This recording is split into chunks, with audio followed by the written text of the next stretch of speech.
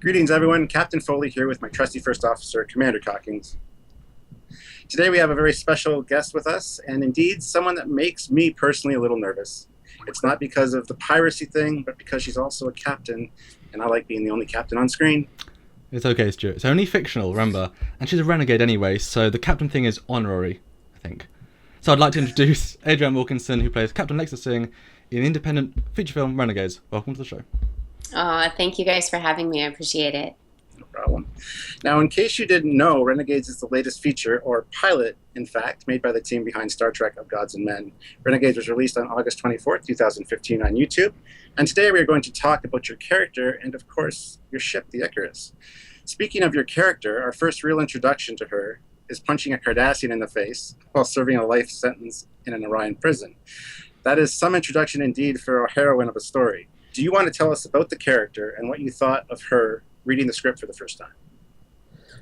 Absolutely. I loved Lexxa instantaneously, not only for the clear fact that she's stated as being the captain, you sort of know that going in, but just because she's so different. I mean, I love the idea that the first time you really see her, I mean, you get a glimpse of her at the opening of the film, but when you really see her is in prison punching a guy in the face. and I mean, there's just something about that that's so incredibly unexpected. And I think that if you dig into that situation a little bit more, it actually tells you almost everything about her.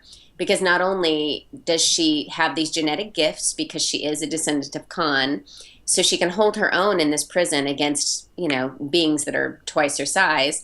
But in addition to that, at the end of the scene, you realize that it's another way that she's playing chess in her life. She is calculating and she's creating this situation because she's actually in cahoots with the person that she's fighting, and the fight is staged. Everyone is betting on the fight, and they have staged the fight so that they can take all the winnings. And to me, that just says everything about her, because the fighting is legit. You realize that she's a threat and she's not someone to be messed with. But you also realize that it's not in desperation. It's a calculated move to get her where she needs to get next. And I just thought there was some real beauty in that. And, it's sexy in a way that you don't normally get to see. So I liked it. And in that scene in particular, that scene of the first half had been released earlier on the internet, and so obviously the fans had seen it a few times. Then coming to watch the film properly, the scene, as you say, swaps to her being, it's staged, and it just, for me personally, it unbalanced me. I was like, wait, what? And that was a really, really nice. You think you know what the situation is, and it really plays it very well. So yeah, nice. It worked. Oh, thank you. The first version that we had of the script, and I wish I could tell you details, but I'm not just being cagey. I really don't remember all of the differences. But the first version they felt was actually even maybe a little bit too dark. So we did a second version, which is what we ended up being able to actually film at that point. But I think mainly they were just trying to get across what it was that was her motivation. And her motivation really comes from being taken from the arms of her mother, watching her family being tortured to protect her, trying to keep her own freedom because she's basically a deadly weapon and they want her back. I mean, she was created through, sort of messing around with genetics and somewhat certainly against her will, but against the will of her mother. And, it's a very complicated situation that she has very also complicated feelings about. So I don't know. I don't know that I could say that there's much in the script that I'm not fully on board with, because even if we haven't had a chance to yet explore it, every single thing that was brought up has a place in her history that eventually will be able to be explored. So yeah, there's interesting stuff there. But another big part of any character is the costume, and most of the heroes in Star Trek are sort of limited to a Starfleet uniform. Your character, on the other hand, is a renegade and part of a renegade crew, and that allowed the costume designer to really tell part of your character's story through her costume.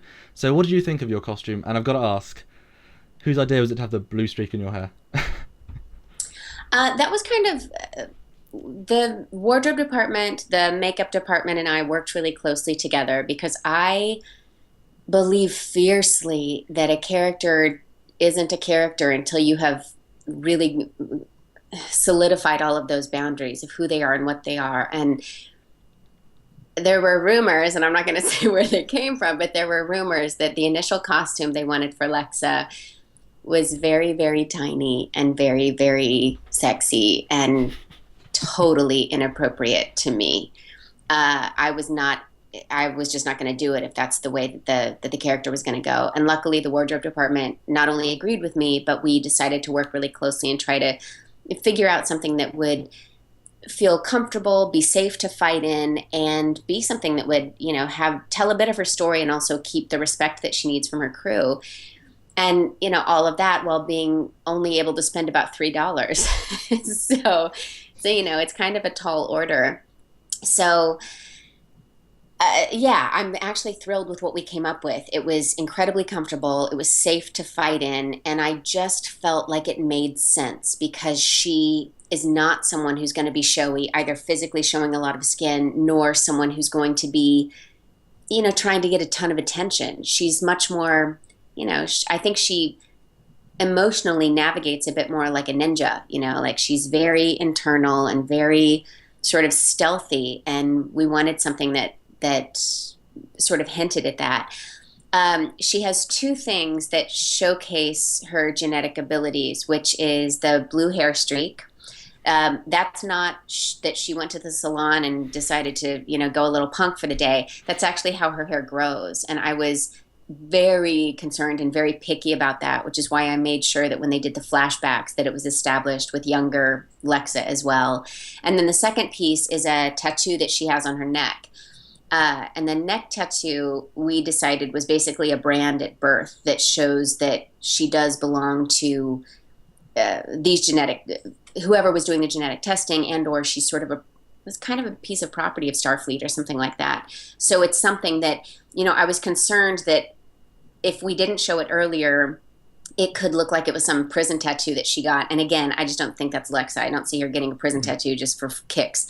But when you flash back to, I believe little Victoria was 8 years old, who plays young Lexxa. And, and you see it again there, that you see that she's sort of been branded with this tattoo. And I think that's another thing that tells quite a bit of a story. Yeah. And going back to the skimpy outfit, I find myself as a captain, when I walk around in my Speedos, I lose all respect. So I totally agree with you. See? Confirmed. Anyway, so as you mentioned earlier, once filming begins, a lot of times there's rewrites that happen to deal with certain problems that come up. So how did you find yourself bringing the character to life on set? Was there any other role that you specifically used or based part of your performance on? Or did you just put on your 24th century genetically engineered rogue starship captain's head and just go?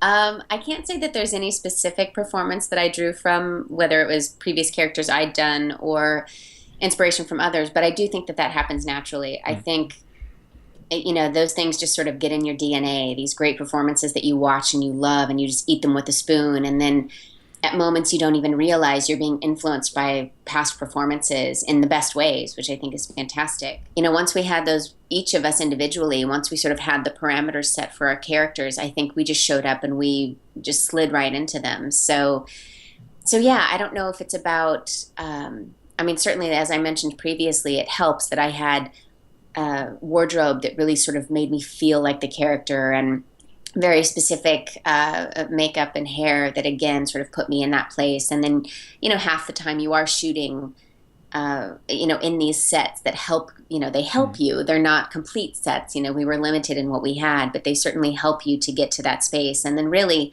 everything else is about what you are bringing to the table and what the other actors are giving to you. So it's just really creating as much of the environment as you can in the moment. Awesome. So with every great captain is a great ship. And we hear from Scott Nakada, production designer and designer of the actual ship, that you may have in fact stolen yours. The HMS Icarus NCX 75201, a covert operations vessel armed to the teeth, as we can see in Renegades, a deadly threat to anyone foolish enough to even go against her. So first of all, what do you think of the design of the Icarus? I love it because I think there's something really interesting about the fact that it's not bright and shiny and perfect. I think, just like I was talking about the wardrobe, and the same applies to the other characters, I think, the entire crew of Renegades, we are all sort of bruised and beaten and just sort of trying to find our way through life. And I feel the same way about the ship. I feel like the ship has an immense history of its own, both with me and without me. And I love the fact that it's a little bit darker, a little bit grungier in a way. And I don't know, there's something about it that just feels sort of cool and independent and don't mess with me. And I like that. One of the big things in Star Trek is that all the iconic ships have the tuna cells and the saucer. The Icarus is all edges, is all points. I mean, that really comes across as that aggressive feel, and that was part of the design. Oh, absolutely. I think aggressive is a great word, because I think, it's all about being subtly threatening. Because again, what I like about Lexxa is she doesn't, she's not someone who uses more force than is necessary. She uses exactly what is necessary and no more. And I think I think there's a lot to be said about why she would have chosen that vessel. I think there's a lot to be said about using the physicality or using the visuals to be just as threatening and to help her cause without having to do more work than necessary. I really think that she's calculated about everything that she does, and I think it includes the design. So do you think it was your idea or Lexa's idea to put the skull and crossbones on the hull then? It's got to be one of two things. Either Lexxa was cool with it, either she made the decision, or I really think that it could have been one of her crew members and she was like, go for it, and secretly loved it. Yeah, absolutely. Now, the first time you saw the finished film was at the premiere. So what did you think of seeing your ship for the first time blasting through Klingons and being generally, renegade? It was incredibly cool. I mean, watching it on the big screen was really, I mean, there's just nothing like it. Especially because I hadn't seen any of the special effects shots at that point. So being able to see everything all at once in the finished version on the big screen was really, there were moments when it's really quite breathtaking, and especially when it was able to go beyond what you had even expected or hoped for. So that was really great. And I just thought, I thought that it was sort of seamless, the way that, before we started shooting, I had been able to see one illustration of the ship. That's the only thing that I knew of it. And then, of course, when you're shooting, you have part of the interiors, and you just sort of have to imagine the rest at the time. So it's really thrilling to see the finished version and to see it up on the big screen. It's really great. I mean, one of the things I've really loved is that you never really see her truly flustered, she's really in control at every moment. And when she's making decisions, she's even, in the heat of battle, she is just sort of cool as a cucumber. And she obviously has a plan, but I just think it was really nice to watch how sort of smoothly everything happened, how she trusted her crew and she trusted her ship, and she was just ready. Yeah. But as you mentioned, with the interior sets, the other half of any ship is the interiors. Now, it must be pointed out that the sets used for the Icarus were the Laurel Canyon Studios, reconfigured and furnished to fit into the Trek universe. But what was it like actually filming on the ship set? I loved that part. I mean, it's movie magic, and it's part of the reason why I got into the business. I really love the collaboration between artists, and this was such a great, you don't want to give away secrets, but it's just so amazing what you can do with set design and lighting and everything to make something really come to life. And you're right, it's recycled set pieces and things that have been turned around, and, switching perspectives and just whatever you can do to make something fresh and new and just feel interesting. But what I love about it is when you're there, it feels like both at the same time. You can look at it from like one part of your brain and you just realize like this is wood and cardboard and like milk crates or something, but then it goes through the movie magic, and it's, the set department and the design department working together, then the lighting department, and then you bring in props, and then suddenly you're like, holy cow, I'm really doing this thing. It's really, there is that moment where it sort of blurs the lines and it becomes real, which is thrilling. Yeah, now I have to ask, your captain's chair, just how comfy was it? Because I love mine. I have to say it was a good one. It was a good one. There was nothing, I was really lucky. There was nothing uncomfortable about it at all, because it was actually a chair built to be a chair, where a lot of stuff, especially on a movie, you have things where it's like, ooh, don't sit that way or it'll fall apart. And in my case, it was completely comfortable. So when you're talking long hours on set, the fact that you have a dedicated chair is kind of fantastic. Great, yeah. Did anybody else get a chance to sit in it, or just you? Oh, I think every single person who walked through the door took a picture of themselves in the chair. Yeah. But it was your chair at the end of the day, though. Just your chair. So I mean, at the end of the day, unless it then had to be returned to the prop house, I don't know. But for a moment, it was mine for sure. Perfect. Now, I want to ask a few spoiler-filled questions. So if you guys have not seen the Renegades yet, spoiler alert, it's a red alert, but for spoilers. Anyways. Tuvok breaks your character out of prison, and the first thing you do upon your return to the Icarus, after a fantastic slow-motion walk, I might add, was to disintegrate Waldenar, the Nazcan, who took over your ship. You get to shoot first, as it were, but rather than incapacitating him, your character simply disintegrates him. What do you think that says about Lexxa, and what should we as an audience take away from that moving forward onto any future Renegade stories? Oh, there's so much backstory to be explored there. And even backstory that I, as an actor, don't know, but that I have absolute full 100% faith that Lexxa knew. Because it's entirely possible that maybe Lexxa was just like, I do not have time for this. Done. And just I don't like people sitting in my captain's chair.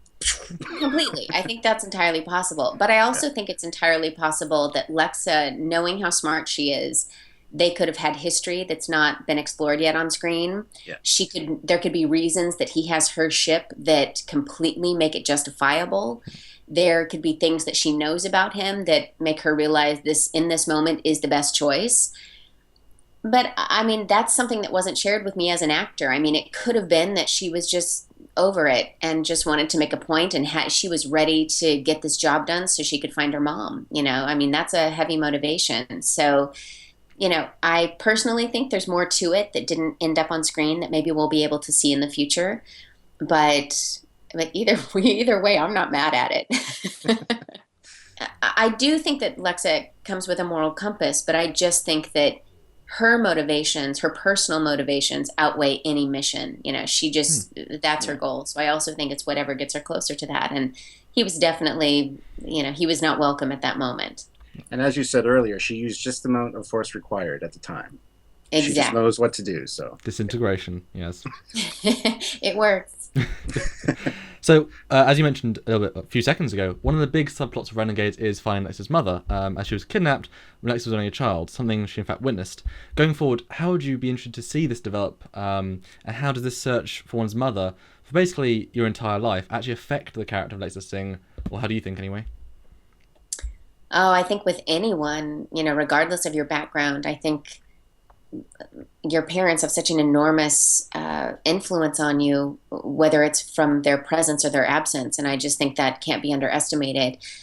Lexxa, having witnessed this, I mean, I don't even think we've really explored everything on screen of how desperate that situation must have been, that they were hiding out in the middle of nowhere trying to keep Lexxa safe, but equally knowing that whatever situation they had been in had not been positive up to that point. So I think it's not just, Lexa's anger is not just about her mother being kidnapped. It's not just about her constantly trying to avoid being kidnapped herself. It's and avoiding being used as a weapon. It's even beyond that. It's just, from her initial creation and how they thought of her as property and how they treated her mother, because her mother, when she became pregnant with Lexxa, that was also against her will. So all of it has these really interesting and, dark undertones that deserve to be explored eventually. And I'm sure every single day, these are things that Lexxa thinks about. And I also think, clearly for her to have ended up in prison, life was not very fair to her. There were some things that happened where they put her there because they wanted to know where she was at every moment. And that gives her a whole lot of time to just sit there thinking about everything she's angry about and thinking of ways to remedy the situation to the degree that she thinks it deserves to be remedied. So I think there's a whole lot left to explore there. Cool. So before we go, are there any funny stories you can remember or memories on set that you have not yet talked about? We always love a good Trekyards exclusive after all, so. Oh, I just feel like sets are endlessly entertaining because I mean, the truth is, it's magic when it goes right because most of the time something goes wrong. There's so many technical snafus that can go wrong, or, just ridiculous wardrobe malfunctions that happen in the middle of a really serious speech or something like that. So, I mean, I can't, sadly, off the top of my head, I can't think of just one crazy thing that happened, but it was just, I have often described the process of making Renegades as working in a blender that was turned on. Like, it was barely controlled chaos because we had so much to do and so quickly. And, we shot in October, but for anyone that doesn't know, the hottest time in Los Angeles is the very end of August to the middle of October. So, it was hot, it was stressful, it was rewrites every day, it was craziness. And I mean, there are moments I remember laughing so hard, and part of that is just releasing the tension, and part of it is just the situations you get into when you're shooting that quickly are really hilarious. So hopefully, and I think there are actually some bloopers, but there might even be some other behind the scenes videos that capture a little bit of that. Cool. And last of all, and this may cause some controversy, if they faced off, who would win? Lexxa versus Kirk. Are you asking Lexxa? Like, clearly Lexxa. Okay. Are you kidding? And then Lexxa versus Picard. Lexa's gonna win everything hands down, according to Lexxa. Like, she's never like that. Yeah, she's never gonna veer from that. Wow. Sounds good. Interesting results there. It would indeed be interesting seeing those fights brought to life, however. Someone really needs to develop a Star Trek fighting game in the style of Mortal Kombat to bring these what-ifs to life, I think. Software developers, I'm looking at you guys. Exactly. Now, that would be so much fun. And I mean, the other thing you have to look at that's on Lexa's side is that if she's motivated in the right way, she's going to pull some dirty tricks if she needs to. So, she has that going on her side. So. Absolutely. Anyways, thank you so much for joining us today. It was a real pleasure to have you here. Thanks, guys. It was great to be here. It is indeed an honor to have you on our show talking about your very fantastic performance, which I'm going to go watch again for the 5th time now after having chatted with you. Hope to maybe have you back in the future sometime. Who knows? So that's it for today's show. Good. So that's it for today's show. Hope you guys all enjoyed it. Until next time, go watch more Trekyards at trekyards.com or just search Trekyards on YouTube or Google, and we will see you all next time. This is Captain Foley. Commander Cockings. And I'm Captain Lexxa Singh. Ending transmission. Viewer off.